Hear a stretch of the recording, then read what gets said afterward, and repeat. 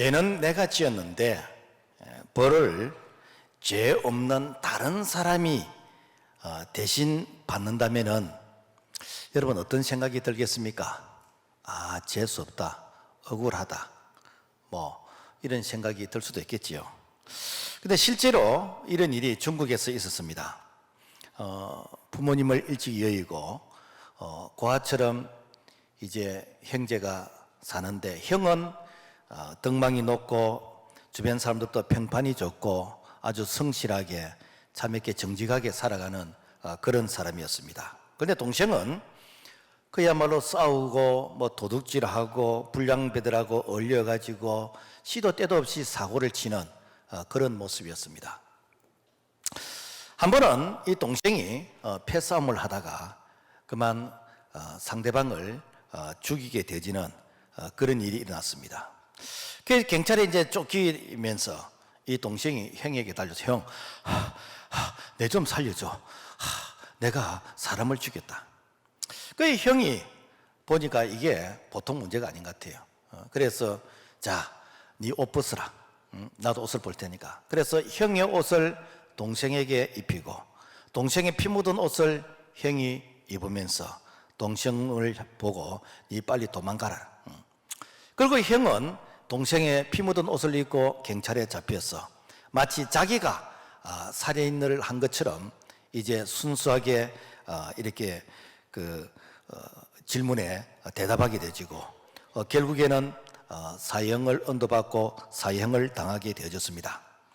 나중에 이 소식을 들었던 동생이 달려와서 흐느끼면서 양심 고백을 합니다. 사실은 내가 범인이라고.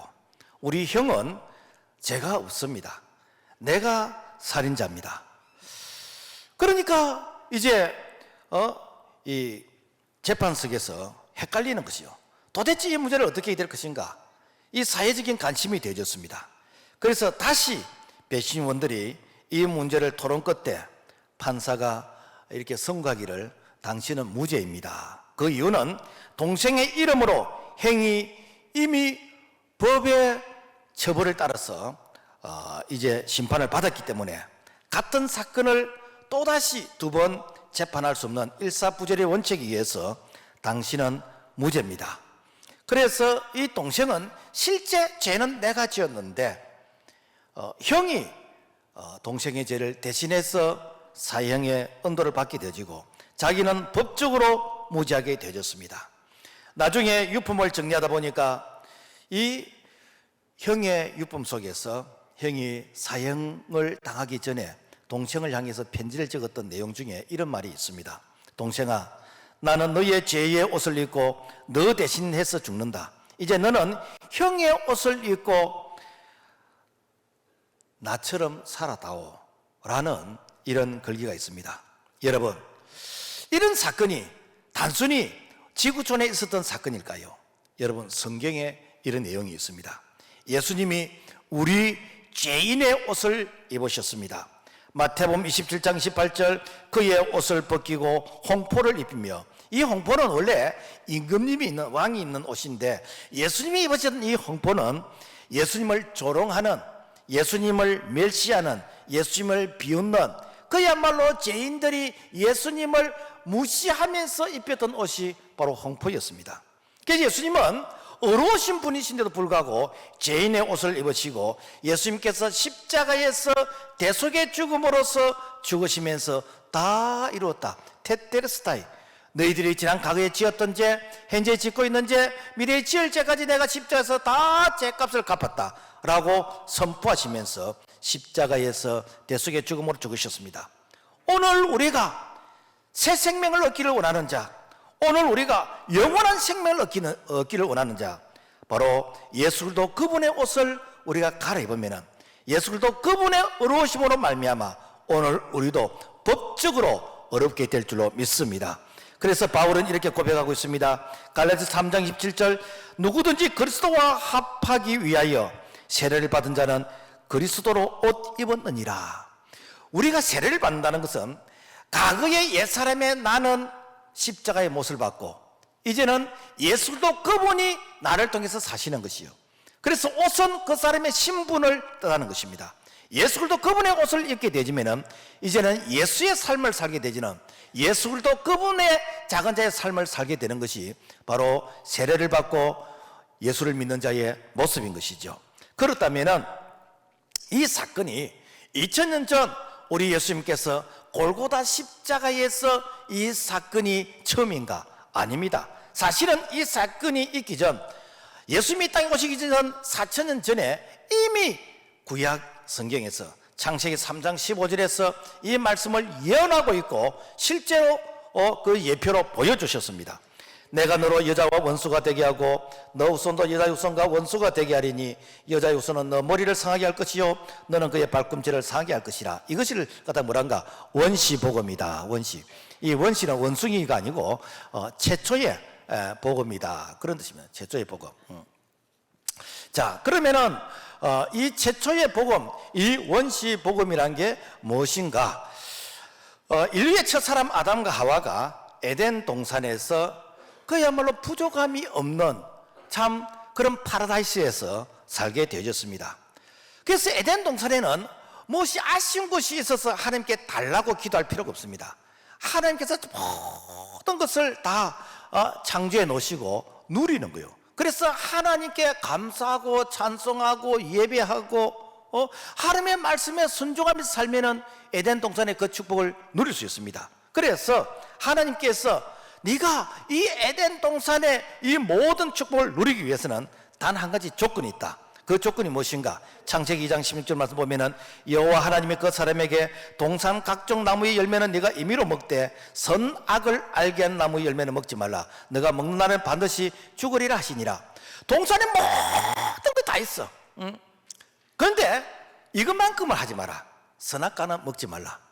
사실은 이 동산 중앙에 생명나무와 선악과가 있었어.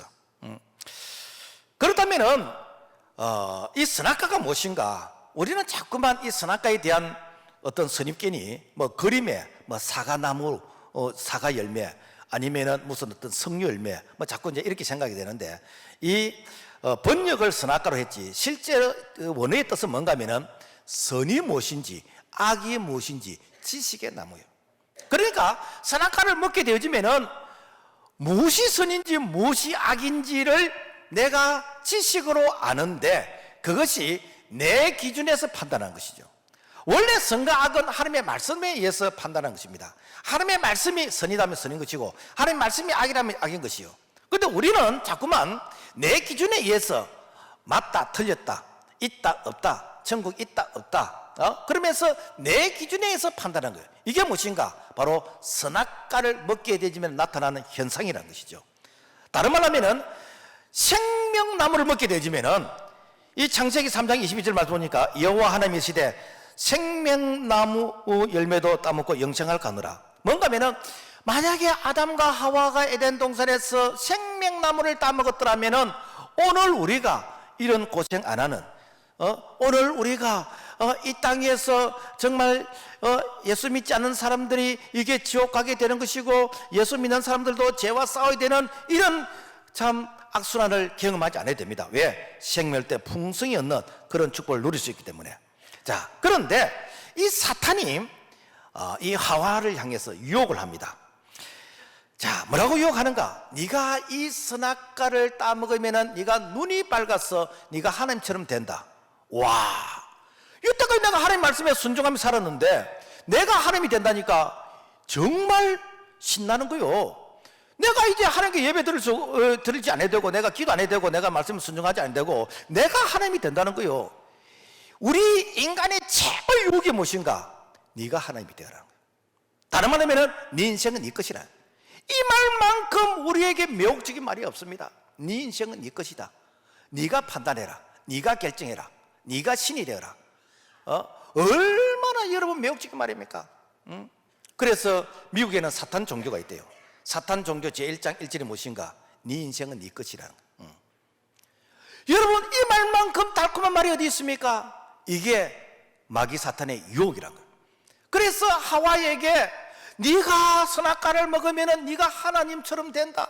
그러니까 그 말을 딱 듣고 보니까 그때부터 여자가 그 나무를 본적 먹음직도 하고 부함직도 하고 지혜롭게 할 만큼 탐스럽게 한 나무인지라. 여자가 그 열매를 따먹고 자기와 함께 있는 남편도 중에 그도 먹은지라.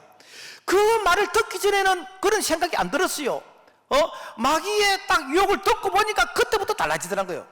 내가 사실은 바람 피우기 전에, 사실은 내가 사기치고 도둑질하기 전에, 사기꾼이 내게 그 말을 하기 전에는, 이 제비가 내게 말하기 전에는 내게 전혀 엄당한 생각이 없었어. 그런데 이 바람둥이가 말을 다 하고 보니까 그때부터 본적 이제 보여주기 시작하는 거예요. 이게 무엇인가?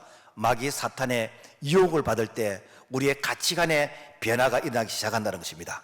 자, 그래서 그 선악과를 따먹은 이 사건이 무엇인가? 이게 원죄예요, 원죄. 이게 원죄예요. 우리는 보통 죄가 그러면은 내가 살인하고 뭐 도둑질하고 싸움질하고 뭐 남에게 뭐 고통을 주고 이걸 죄라 그러는데, 물론 죄는 맞습니다. 그러나 그것은 죄의 결과이지 죄의 원인이 아니요. 죄의 원인은 무엇인가? 선악과입니다.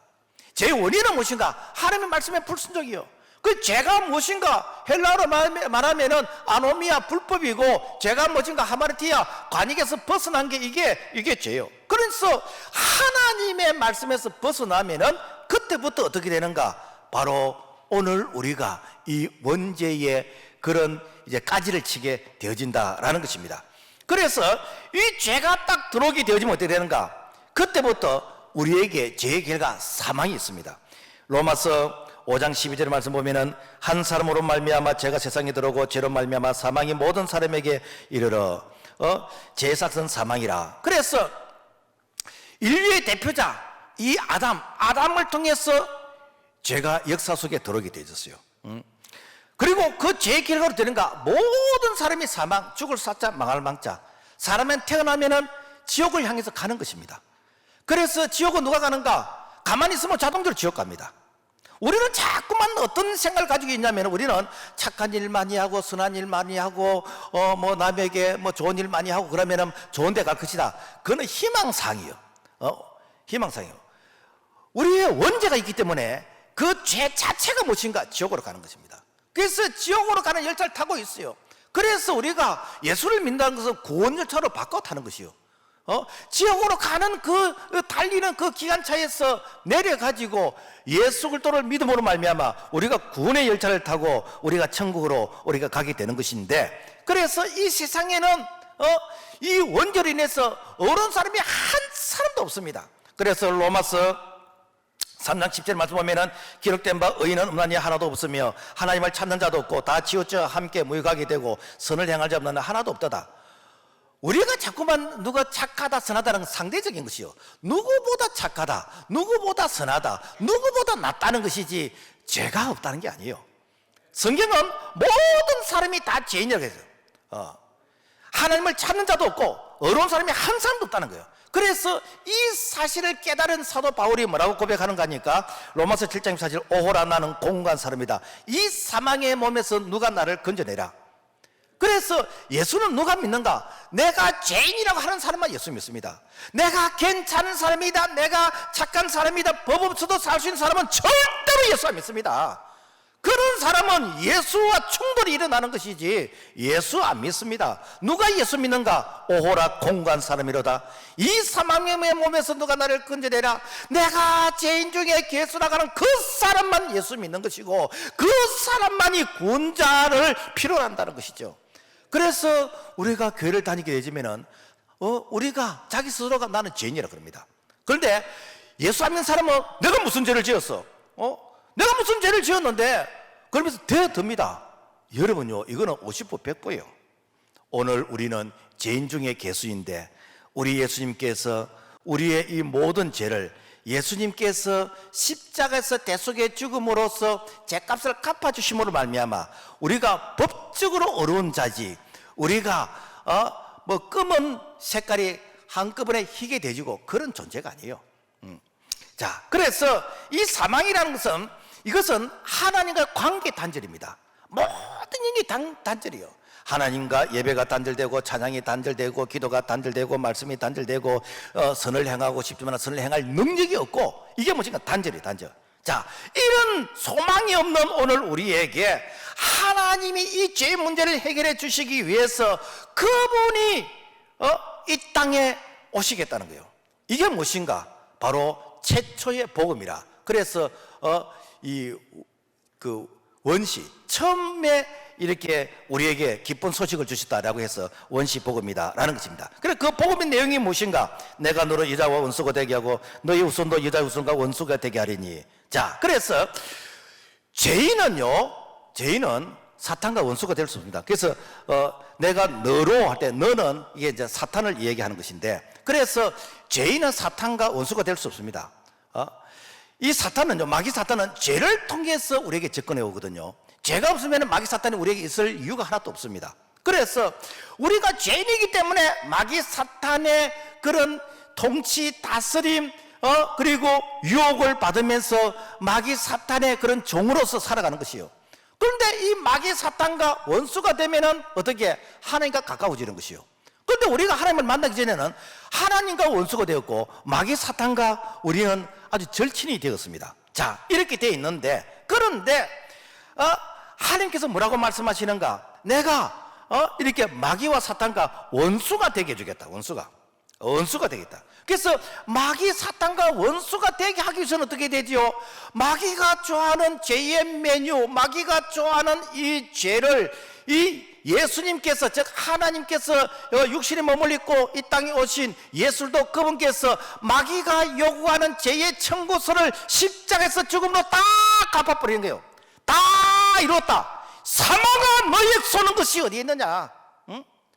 사망이 쏘는 것은 죄와 율법인데 이 죄와 율법을 내가 십자가에서 다 갚았다. 그래서 다시는 예수 그리스도 안에서는 이 사망이 없는 것이요. 그래서 이 마귀가 요구하는 이 죄의 이 값을 예수님이 다 갚아버려요. 그러니까 되는가? 마귀하고는 원수가 되어버려요.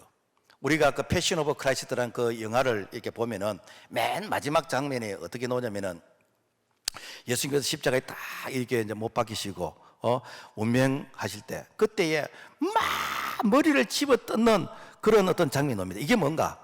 우리가 졌다. 우리가 쏘갔다. 예수를 죽이면 우리가 이길 줄 아는데 예수가 죽음으로 말미암아 우리는 자살골을 넣었다. 우리는 실패했다. 이게 뭔가? 그래서 마귀는요 무식합니다. 마귀는 지가 죽을 줄도 모르고 지가 예수를 죽인 것이요.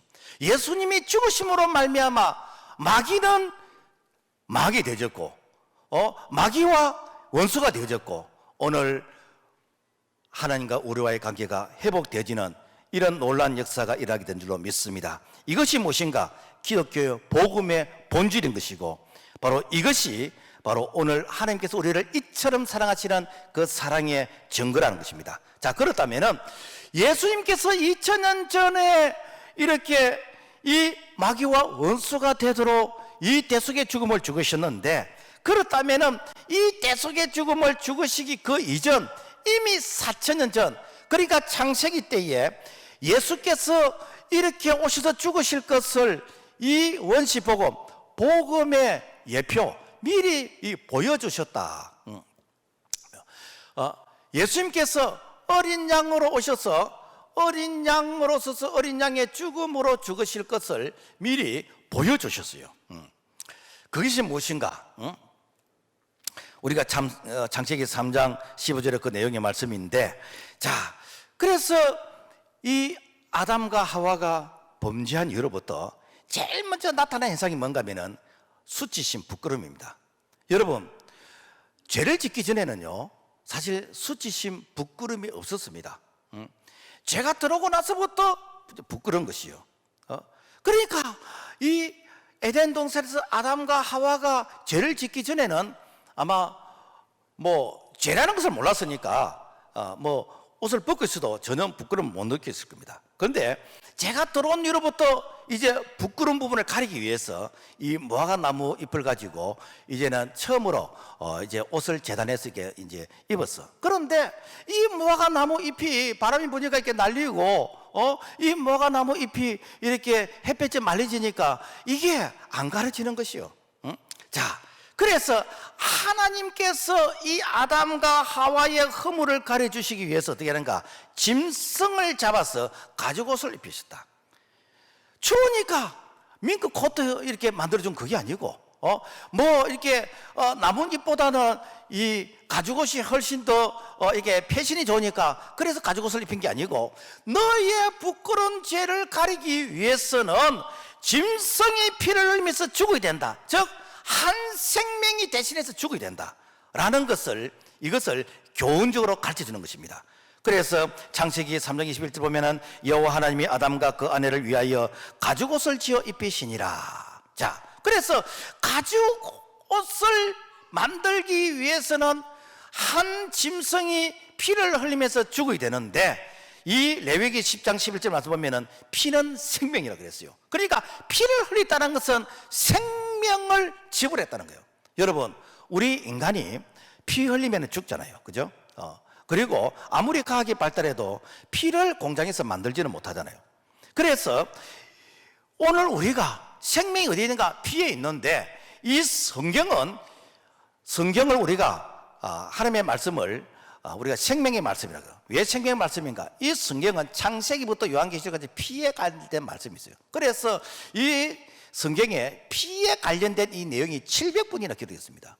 옛날에는 이 성경책에 이 가에 테두리다가 빨간색을 이렇게 칠해, 빨간색. 그래서 빨간 물감색을 탁 칠해가지고, 왜 빨간 물감색을 칠했는가? 이거는 이 성경이 예수 그리스도의 보혈의 피의 책이다라고 해서, 그래서 성경을 탁 이렇게 들어가면은 예수 그리스도의 심장이 뛰는 그랬는데, 어느 순간 돈을 좋아하면서부터 황금색을 칠하기 시작했어요.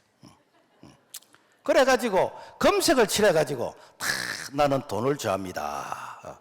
그래 황금색을 이렇게 바꿔놔 버렸어요. 여러분요, 성경에서 피를 뽑아버리면요, 성경은 윤리와 도덕의 책이 되어버립니다.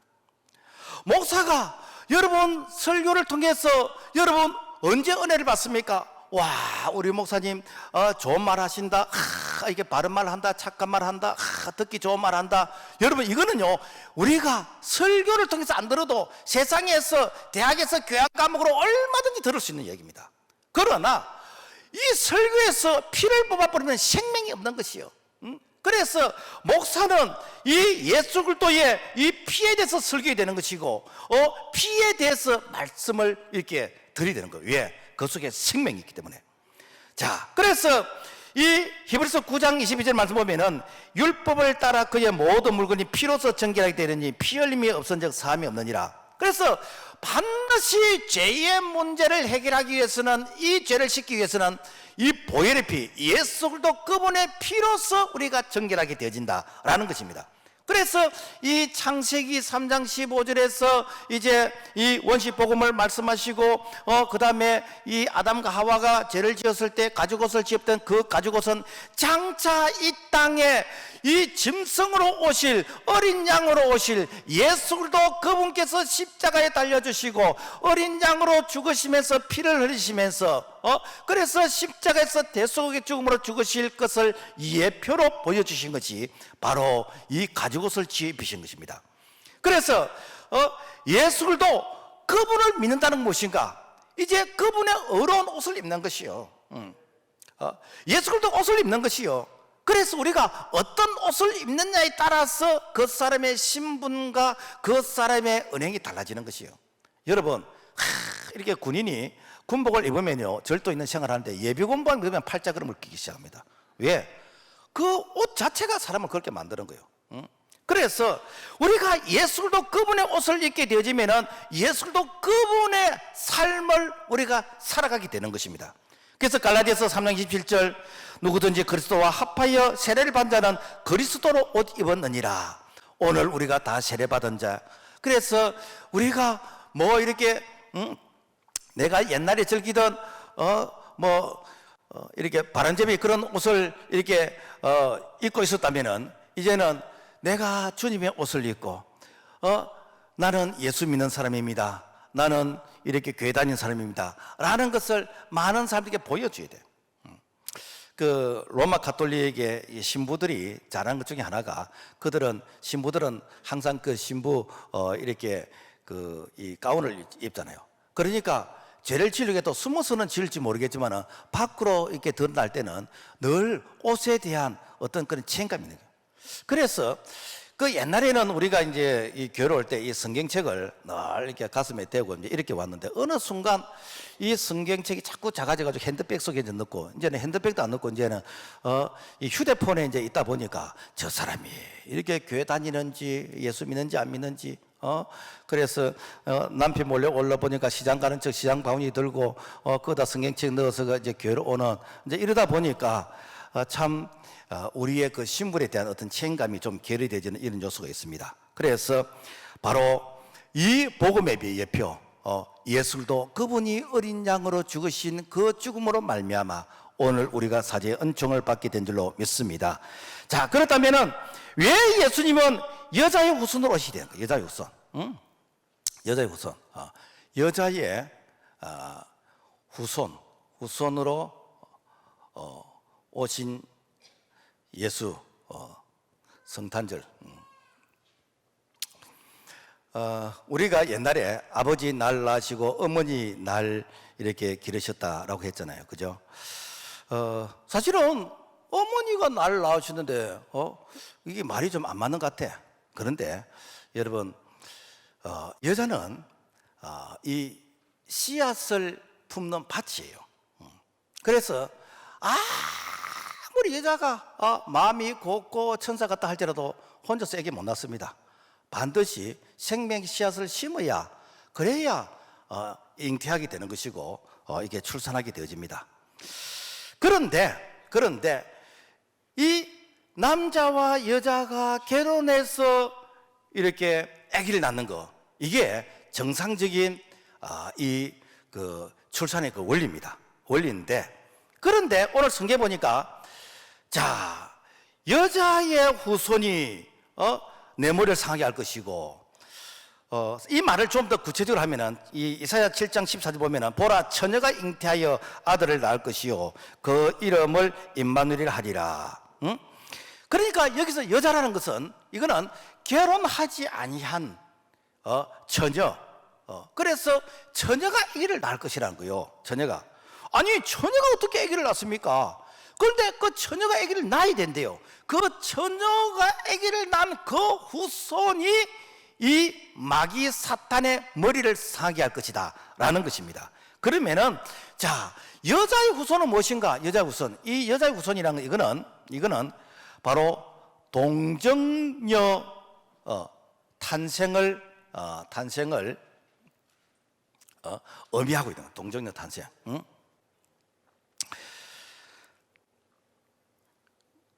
여러분, 우리가 이렇게 자녀를 낳는 것은 전부 다 뭔가 하면은 남자와 여자의 결혼에 의해서 남자와 여자 결혼에 의해서 이 자녀가 태어납니다. 자녀가 태어나요. 절대로 남자 혼자 아기 낳을 수 없고 여자 혼자서 아기를 낳을 수 없습니다. 그런데 남자와 여자와 결혼해서 태어난 이 자녀는 무엇인가? 아담의 원죄가 있어요. 아담의 원죄. 그러니까 누가 누구를 낳고 누가 누구를 낳고 누가 누구를 낳고 낳고 이건 무엇인가? 전부 다 원죄가 원죄를 낳고 원죄가 원죄를 낳고 원죄가 원죄를 낳고, 태어난 아이가 천사처럼 이렇게 이쁘고 곱지만은 그 아이의 마음속에도 죄성이 있습니다. 아담의 원죄가 있습니다. 만약에 말이요, 목사님, 우리 아이는 천사 같은데요. 보통 하나님의 사랑을 부모 사랑이라는데 아니라더라고요. 할아버지 사랑이라더라고요. 할아버지들이 얼마나 손주를 좋아하는지. 내가 우리 교회 모 근사님은 그 서울에 손주가 할머니 찬다니까 장류에서 막 서울까지 KTX를 타고 가서 손주 한번 보고 내려와. 이게 뭡니까 여러분요? 이게 이 손주가 그냥 천사처럼 보이는 거예요. 그렇지만요, 그 속에도 아담의 죄성이 있습니다. 죄성이 있어. 만약에 이 죄가 없다면은요, 저 무인도 같은 이런 곳에, 저 오지 어떤 곳에 이 세상에 죄 없는 사람이 한 사람쯤은 있어야 됩니다. 그런데 아니에요. 50%, 100% 모든 사람 다 죄인입니다. 모든 사람 다 죄인인데, 그런데 죄 없는 사람이 이 땅에 오셔야 죄인들의 죄를 갚아줄 수 있는 그런 자격이 되는 거예요. 자격. 그러면은 죄 없는 사람이 되려면 어떻게는가? 남자가 여자가 결혼하면 안 돼. 결혼하면 안 돼. 결혼하면 안 돼. 그래서 되는가? 여자의 몸에 씨앗이 심어져야 되는데 어떻게 결혼하지 않고 여자의 몸에 씨앗이 심을 수 있습니까? 그래서 하나님이 육신의 몸을 입고 이 땅에 오시기 위해서 하나님의 영 성령께서 여자의 몸속에 잉태가 되는 거예요. 잉태가 되는 거예요. 그래서 완전한 하나님이 완전한 인간의 모습으로 이 땅에 오신 분이 누구신가? 바로 그분이 예수 그리스도라. 예수 그리스도. 그래서 예수 그리스도는 원죄가 없습니다. 원죄가 없습니다. 왜 예수님께서 동정녀를 통해서 탄생하시되는가? 원죄를 차단하기 위해서, 아담의 죄를 차단하기 위해서, 아담의 죄가 없어야만이 예수님이 모든 인류의 구원자가 될 수 있는 것이요. 그래서 예수님께서 이 원죄를 차단하기 위해서 어떻게 하시는가? 바로 동정녀, 즉 여자의 후손으로서 이 땅에 오시게 되어졌다라는 것입니다. 그 다음에 왜 여자의 후손으로 이 땅에 오셔야 되는가? 그것은 예수님만이 구원자시래요. 예수님만이 구원자이다. 구원자이시다라는 겁니다. 어떤 분이 물에 빠졌는데 한 사람이 지나가면서 이런 말을 합니다. 자네가 물에 빠진 것은 전생의 업보 때문이야. 당신은 사주팔자에 물에 빠지도록 되어 있고 이 여름에 물 조심하고 겨울에 불 조심하고 그렇게 하라고 그랬는데, 그래서 그 사람이 물에 빠진 것은 전생의 업보 때문이고 사주팔자 때문에 그런 것이고 그래서 그 사람이 물에 빠진 것을 운명으로 말하는 것. 이게 무엇인가? 바로 불교의 유넷을 그 불교의 이런 사고를 가진 사람들의 그런 생각이에요. 그런데 또 한 사람은 지나가면서 이보게, 그렇게 내가 조심하라고 안 하더냐? 어른이 말씀하면 좀 알아들어야지. 왜 어른들의 말을 이렇게 제대로 듣지 않고 물가에 가지 말고 이렇게 나무에 올라가면 떨어지고 그런다고 내가 그렇게 이렇게 가르치는데 왜 이렇게 조심하지 물에 빠졌느냐? 그러면서 이렇게 야단을 치고 갔습니다. 그런데 한 사람이 물에 빠진 사람을 구제하기 위해서 물속에 들어갔어. 그 사람을 구제하고 자기는 죽었어요. 이게 무엇인가? 바로 불교와 유교와 기독교에 대한 이 교리를 이렇게 설명하는 그런 한 부분인 것입니다. 예수님께서 오늘 우리를 구원해 주시기 위해서 이 죄악의 홍수에서 빠져서 헛거리는 자들을, 그래 네가 헤엄을 쳐서 죄에서 나오느라, 네가 선행을 통해서, 네가 공로를 통해서, 네가 어떤 이렇게 사회 활동을 통해서 네가 그 죄에서 나오라, 이렇게 한 것이 아니고 예수님께서 우리를 죄에서 구원해 주시기 위해서 하늘보다 영광을 버리시고 예수님이 이 땅에 오셔서, 죄는 내가 지었는데 예수님께서 십자가에서 죄값을 대신 지불하시면서, 그러면서 예수도 그분을 믿음으로 말미암아 바로 예수의 죽음이 우리의 죄에 대한 죽음이 되는 것이고, 예수도 그분은 죄가 없으시기 때문에 다시 이렇게 삶 안에 살아시고 부활하셨어요. 그래서 예수 안에 있는 자들이 우리가 새 생명을 얻게 되는, 바로 이것이 바로 예수도 그분만이 구원자라. 그래서 로마서 5장 8절 보면은 우리가 아직 죄인되었을 때에 그리스도께서 우리를 위해 죽으심으로 하나님께서 우리에 대한 자기 사랑을 확정하시느니라. 확정. 이것이 무엇인가? 하나님의 사랑이고 이것이 은혜인 것이요. 그래서 세상에서는 내가 신을 찾아가기 위해서, 신을 감동시키기 위해서 새벽에 추운 겨울에 일어나서 머리 감고 찬물에 목욕하고 정성을 다해서 신을 향해서 빌고 그리고 산에 가서 이름 새기고 내가 어느 이렇게 신에게 찾아가서 이렇게 손바닥이 발바닥이 되도록 빌고 이게 무엇인가? 신을 감동시켜서 뭔가 내가 위로를 받고 싶고 복을 받고 싶어요. 이게 세상의 모든 종교가 다 그래요. 그런데 오늘 우리가 믿는 하나님, 오늘 우리가 믿는 예수 그리스도는 어떤 분이신가? 그분이 우리를 찾아오셨어. 그분이 우리를 만나주시고, 우리가 죄인 되었을 때에, 우리가 하나님을 알지도 못할 때에 그분께서 십자가에서 모든 이 대속의 이 사지의 은총을 이렇게 만들어 놓으시고 누구든지 그분 예수 그리스도를 믿기만 하면은 오늘 우리가 억만가지 제약 가운데서 구원을 받게 되지는 이 놀라운 은총이 바로 여자의 후손으로 오신 예수 그리스도를 통해서 우리에게 주어진 줄로 믿습니다. 그 다음에 여자의 후손으로 오신 이유가 무엇인가? 사탄의 머리를 박살내기 위해서, 사탄의 머리를 상하게 하기 위해서, 그래서 여자의 후손으로 이게 오셨다라는 것입니다. 재미있는 것은 사실은 사탄이란 말이 없습니다. 그리고 성경에서 뱀을 우리가 사탄이라고 하는데 이거는 신학적인 해석이지 뱀을 사탄이라고 말 안 했어요. 그래서 성경에 보면은 이 뱀을 사탄으로 이렇게 묘사를 하고 있습니다. 자, 왜 하필이면은 이 뱀을 이렇게 저주를 했는가? 그 이유가 무엇인가? 뱀은 생물학적으로 악한 동물이 아닙니다. 왜? 하나님께서 천지를 창조하실 때 하나님께서 보시기에 심히 좋았더라. 그 뱀도 좋았어요. 뱀도 좋았습니다. 그리고 하나님이 지으신 모든 것이 선함에 감사함으로 받으면 버릴 것이 없다 그랬어요. 그래서 생물학적으로 이 뱀은 악한 동물이 아니고 이게 좋은 동물입니다. 좋은 동물. 그럼에도 불구하고 왜 뱀을 향해서 사탄이라 그러냐? 그 이유는 뭔가 하면은 뱀 자신이 사탄이 아니고 사탄이 뱀을 도구로서, 사탄이 뱀을 나팔로서, 사탄이 뱀을 심부름꾼으로서 썼다는 거죠. 썼다는 거예요. 자, 그렇다면은 왜 뱀이 사탄의 이 도구로서, 나팔로서, 심부름꾼으로서 이렇게 쓰임 받았느냐? 그러면 이 뱀이 멍청해서 그런가? 아닙니다. 예수님께서 동물 중에서 가장 지혜로운 자가 뱀이라 그랬어요.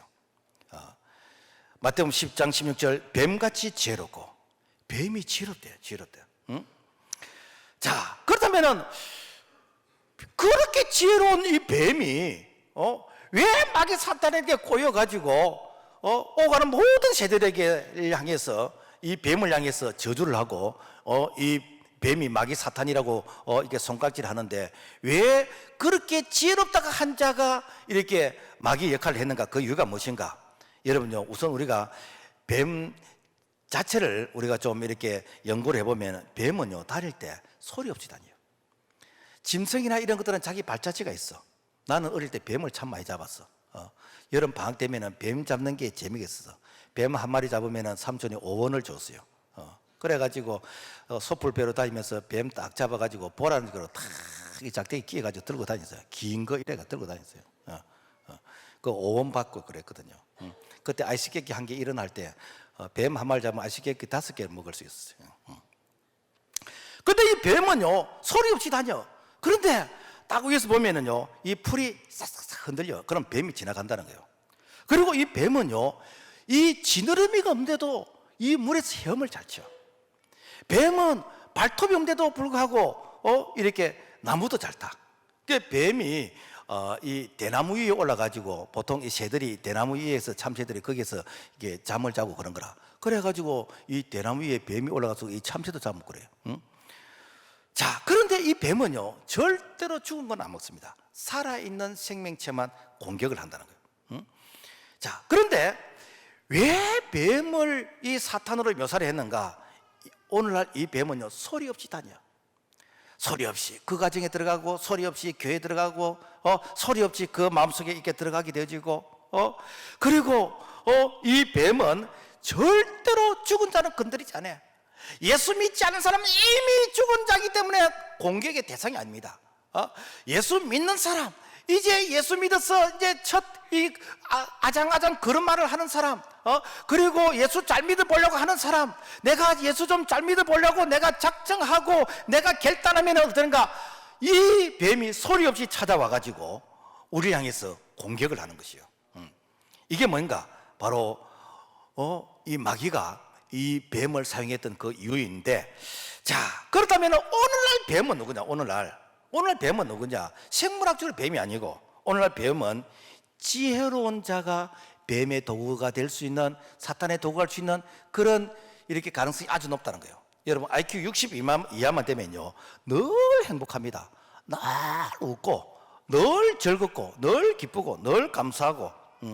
그래서 여러분요 뭐 이렇게 불면증에 걸리고 뭐 이렇게 뭐 신경쇠약에 걸리고 똑똑해서 그렇습니다, 여러분. 그 신경적으로 다 그 이렇게 신경약 먹는 사람들은 지가 똑똑해서 그래요. IQ 60만 되면요 늘 행복합니다. 늘 행복해.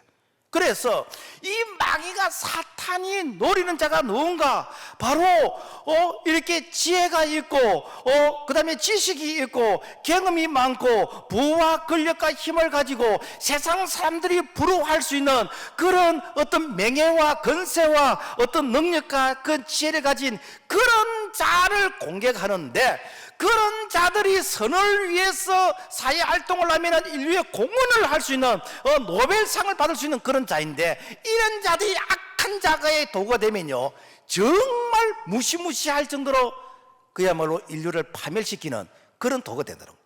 여러분, 원래 이게 이 원자라는 것은, 이것은 우리 질병을 치료하게 되는 것이고 인류 이게 이 전기를 생산하면서 인류에게 유익한 부분이요. 그러나 이것을 악한 도구로 써보면가 원자 폭탄을 만들었어. 그래서 김일성이, 김정은이가 원자 폭탄을 가지고 우리를 향해서 인지를 지금 잡고 있는 거잖아요. 그러니까 여러분, 이 소위 말해서 힘과 권력과 이 지혜를 가지고 있는 이것을 내가 이 성령의 도구, 이 하나님의 도구로 쓰임받지 않고 이 마귀의 도구로 쓰임받을 때, 이것이 바로 이 시대의 뱀이라는 것이죠.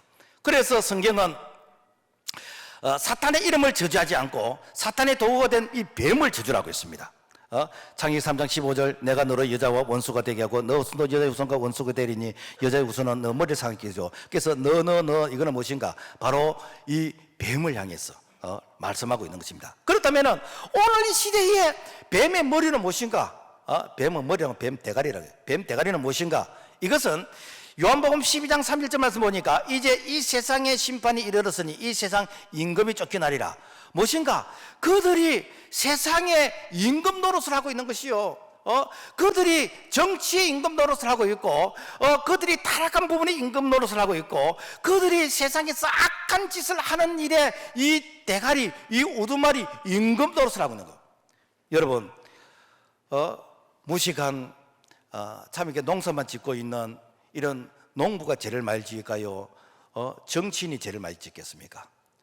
정치인들이 좋은 일을 하기 위해서 참 이렇게 머리를 싸매면 정말 인류의 공헌을 할 수 있는데, 여러분, 지 자식이 동성애 하라면 하겠습니까? 그런데 왜 그거 법을 만듭니까? 그거 자기 자녀 손주가 학교 다니면서 아이들이 이렇게 모여가지고 집단 혼음을 하고 이 초당시 임신을 하면은, 그래서 할아버지 할머니가 박수를 치겠습니까? 왜 너무 자식은 그렇게 하라 그러는데? 정치인들이 그렇게 하잖아요. 정치인들이. 이게 뭡니까? 이게 바로 이 사탄의 머리, 세상 임금 아닙니까? 이게 세상 임금 아닙니까? 그래서 예수님께서 이 땅에 오신 것은 이 사탄의 머리, 뱀의 머리를 박살내기 오셨다는 거예요. 이게 뭡니까? 복음 아닙니까? 복음.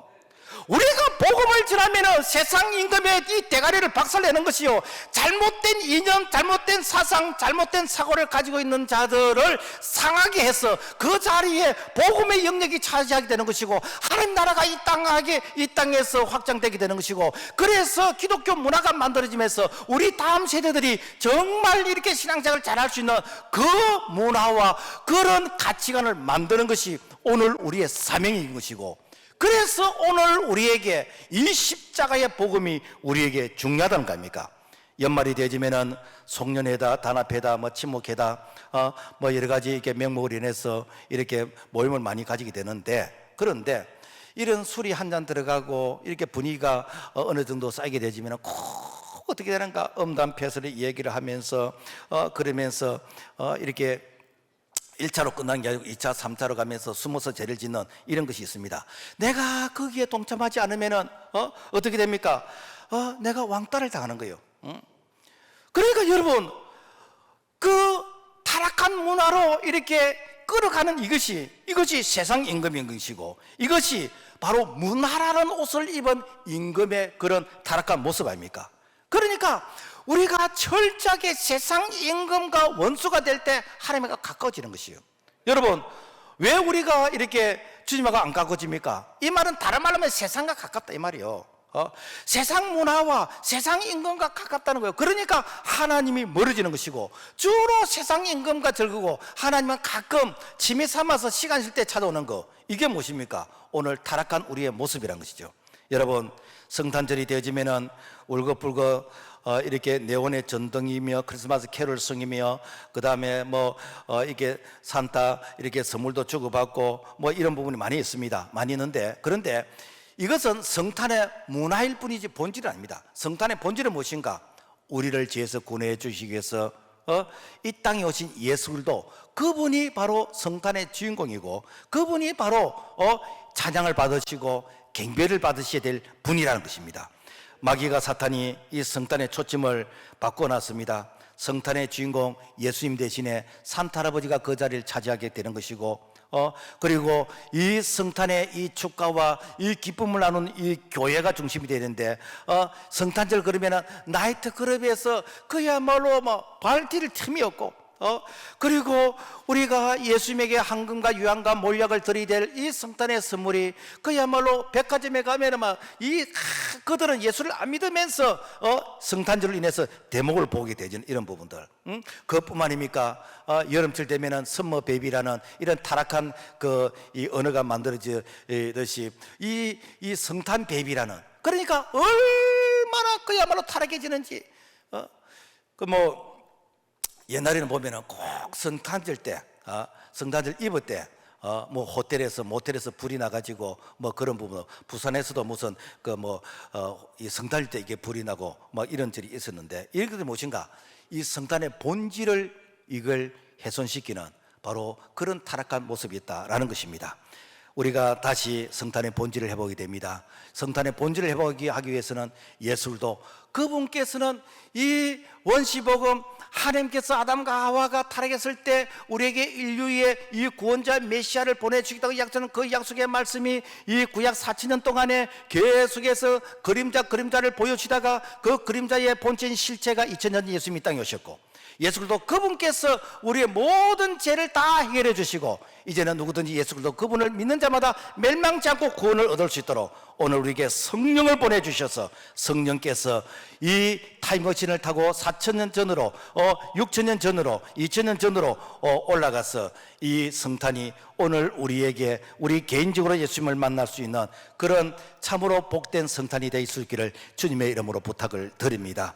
하나님 아버지 감사합니다. 오늘 우리에게 성탄의 축복, 이 성탄의 기쁨, 이 성탄의 본질을 회복할 수 있도록 은혜를 주시니 감사합니다. 하나님이여, 참 2019년 성탄은 정말 하나님께 영광이 되게 하시고 주님께 감사와 찬양을 올려드릴 수 있는 참으로 복된 성탄이 되게 하여 주시옵소서. 감사를 드리고 예수님 이름으로 기도합나이다. 아멘.